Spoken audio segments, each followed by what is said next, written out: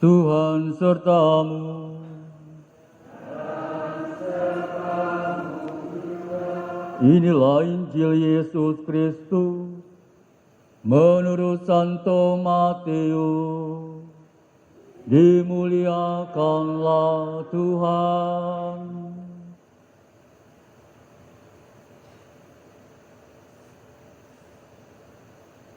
Pada suatu hari, Yesus mengucapkan perumpamaan ini kepada murid-muridnya. Hal kerajaan surga itu seumpama 10 gadis yang mengambil pelitanya dan pergi menyongsong mempelai laki-laki. 5 di antaranya bodoh dan 5 bijaksana. Yang bodoh itu membawa pelita tetapi tidak membawa minyak, sedangkan yang bijaksana selain pelita juga membawa minyak dalam buli-bulinya.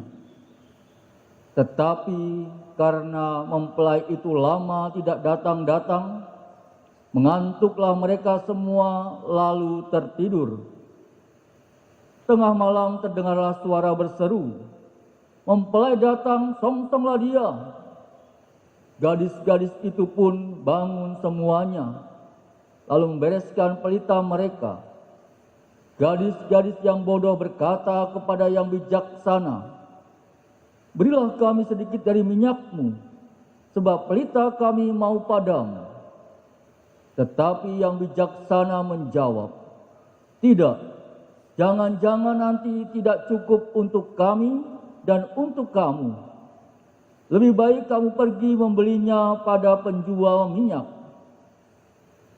Tetapi sementara mereka pergi membelinya, datanglah mempelai dan mereka yang telah siap sedia masuk bersama dia ke dalam ruang perjamuan nikah. Lalu pintu ditutup. Kemudian datanglah juga gadis-gadis yang lain itu dan berkata, "Tuan, Tuan, bukakanlah kami pintu." Tetapi Tuhan itu menjawab, "Sungguh, Aku berkata kepadamu, aku tidak mengenal kamu. Karena itu, berjaga-jagalah, sebab kamu tidak tahu akan hari maupun saatnya." Berbahagialah kita yang mendengarkan sabda Tuhan dan tekun melaksanakannya. Sabdamu adalah jalan, kebenaran dan hidup kami.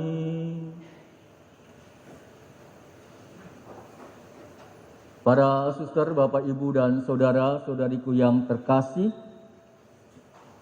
kalau kita mendengar perumpamaan Injil tentang 10 gadis yang bijaksana dan bodoh atau teledor, hanya terdapat dalam Injil Matius, jadi Injil yang lain tidak ada. Dahulu perumpamaan ini menunjukkan situasi yang dihadapi Yesus sendiri. Secara singkat, ada orang-orang yang mendengarkan ajaran Yesus dan mau menerimanya, dan ada pula yang menolaknya. Saudaraku yang terkasih, tentu pada zaman kita sekarang ini tentunya perumpamaan itu menggambarkan keadaan gereja dan juga keadaan pribadi warga-warganya. Bagi kita semua tentunya. Bagi kita sebagai murid Kristus, tentu Kristuslah Al-Masih, bagian mempelai yang sudah datang.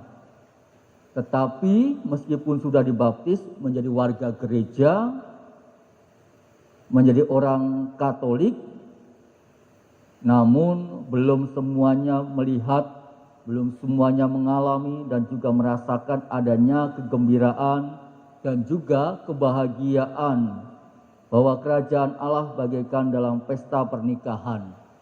Dalam artian bahwa terkadang kita sebagai orang Katolik mengimani Yesus Kristus, terkadang kita seringkali sebagai orang Katolik tidak merasa bahagia menjadi orang Katolik. Sebab banyak orang bersikap acuh tak acuh sebagai orang beriman, sebagai orang Katolik. Padahal siap siaga dan tekun mendengarkan dan juga melaksanakan sabda Allah tentu adalah suatu syarat mutlak untuk dalam diri kita menyambut kedatangan Yesus dalam hidupnya. Apa sebenarnya kesiapsiagaan yang harus dimiliki dan juga dilakukan agar sungguh merasa gembira, ada kebahagiaan dalam kerajaan Allah, dalam gereja sebagai persekutuan orang-orang pengikut Yesus Kristus? Siap siaga tidak lain tidak bukan ialah dalam diri kita harus berbuat baik terhadap orang lain, baik pun sesama. Perbuatan baik apa pertanyaannya? Kalau kita berdasarkan dalam Injil Matius, tentu kita banyak mendengar bagaimana kita harus melakukan perbuatan-perbuatan baik dalam diri kita. Tegas dalam Injil Matius mengharapkan dalam diri kita agar kita berbuat baik, kita harus melakukan yaitu menghindari perbuatan jahat. Dalam perbuatan baik juga kita harus saling mengasihi. Mengasihi tidak hanya mengasihi orang-orang yang dekat dengan kita, bahkan mengasihi musuh. Itulah dalam Injil juga ditekankan dalam Injil Matius. Selain itu juga berbuat baik adalah saling mengasihi, mengampuni orang-orang yang telah berbuat jahat kepada kita. Berbuat baik juga memiliki iman yang teguh. Dalam diri kita tidak goyah. Meskipun banyak orang-orang di sekitar kita yang terkadang mempertanyakan iman kita, yang seringkali menyerang iman kita, bahkan sering mengolok-olok iman kita. Tetapi kita tetap teguh dalam iman kita. Selain itu juga perbuatan baik dalam diri kita, yaitu setia kepada Yesus dan juga mengasihi Allah sepenuhnya. Itulah yang menjadikan kita menjadi perbuatan-perbuatan baik. Memiliki dan juga melakukan semuanya itulah kesiapsiagaan kita sebagai syarat kita untuk bertemu dengan Allah dan juga merasa sungguh-sungguh berharga dalam perjamuan Allah itu sendiri. Saudara-saudariku yang terkasih, kita sungguh membutuhkan minyak untuk hidup kita. Gadis-gadis yang bodoh atau teledor, ia mempunyai sikap acuh tak acuh, tidak ambil pusing, tidak peduli, tidak menyiapkan pelaksanaan tugas mereka. Padahal dalam khotbahnya di bukit Yesus berkata, "Hendaklah terangmu bercahaya di depan orang, supaya mereka melihat perbuatanmu yang baik dan juga memuliakan Bapamu yang di surga." Oleh karena itu, saudara terkasih, minyak yang dimaksudkan Yesus dalam perumpamaan itu adalah perbuatan baik terhadap sesama. Orang-orang yang bijaksana ialah mereka yang selalu menaruh perhatian dan ikut perhatian akan kebutuhan sehari-hari, baik dalam keluarga, baik dalam komunitas, baik dalam tetangga, ataupun dalam lingkungan-lingkungan, bahkan perhatian mereka kepada orang-orang yang tidak kita kenalnya. Kita kerap kali memiliki lampu atau pelita dalam diri kita. Namun terkadang kita tidak punya minyak untuk menyalakannya. Kita pasti mengenal dengan Ibu Teresa dari Kalkuta yang sekarang telah menjadi santa. Ia pernah berkata dalam suatu perkataannya, apakah minyak untuk pelita kita dalam hidup kita? Santa Teresa dari Kalkuta mengatakan bahwa minyak pelita kita ialah hal-hal yang kecil sehari-hari, seperti kesetiaan, tepat waktu, kata-kata lembut, adanya perhatian terhadap orang lain, tahu berdiam diri bila perlu, tahu memilih waktu, tahu kapan berbicara, kapan bertindak. Inilah tetesan-tetesan air kasih yang mampu membuat hidup kita bersinar terang sebagai orang beriman. Saudara-saudariku yang terkasih, itulah yang dilakukan Santa Teresia dari Kalkuta.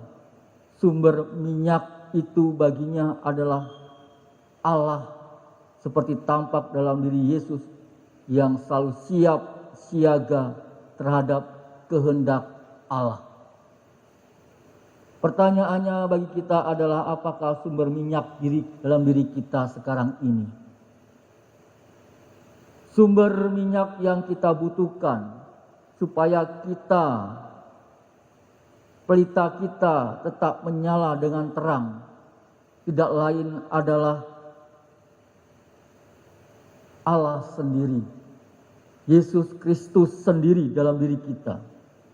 Karena itu hubungan kita dengan Allah tentunya harus ada selalu dan juga terpelihara dengan segala doa-doa kita, dengan perbuatan-perbuatan kita, dan juga dengan ucapan-ucapan kita.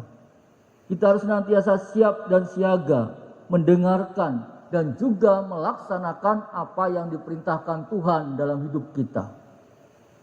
Dan Allah justru berbicara paling banyak dan juga paling jelas melalui keadaan dan kebutuhan dialami oleh orang-orang sesama kita.